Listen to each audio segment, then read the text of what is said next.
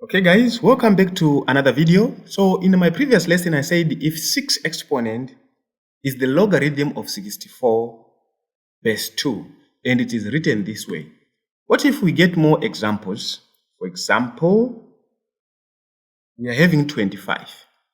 So it is 25 is nothing but 5 power 2. If we are to write it in logarithm form, so in log form, it will be nothing but 2, which is the exponent.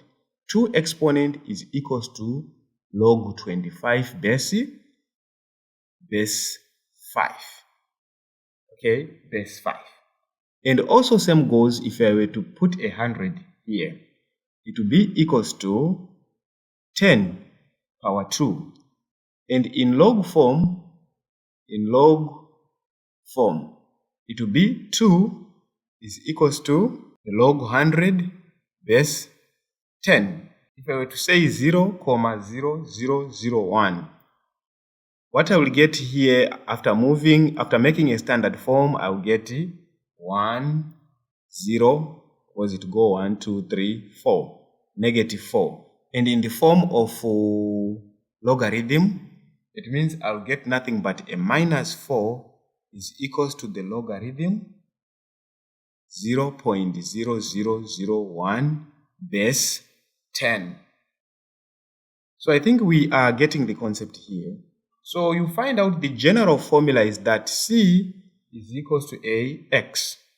In log form, it will be X is equals to log C base A.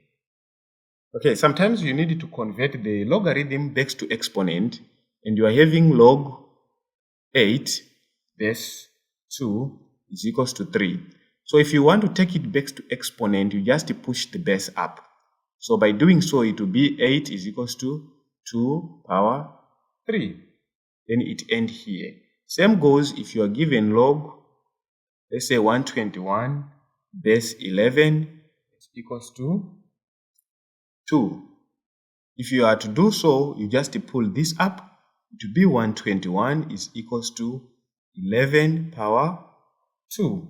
So this is how we convert a logarithm to exponent and exponent to logarithm. Was up there on our previous video, we are converting an exponent to logarithm.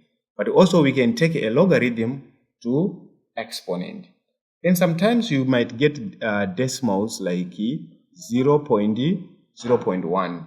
If that is the case in base 10, is equals to, let's say, minus 1. You just pull it, you get nothing but 10 power negative 1, of course, is equals to 0.1.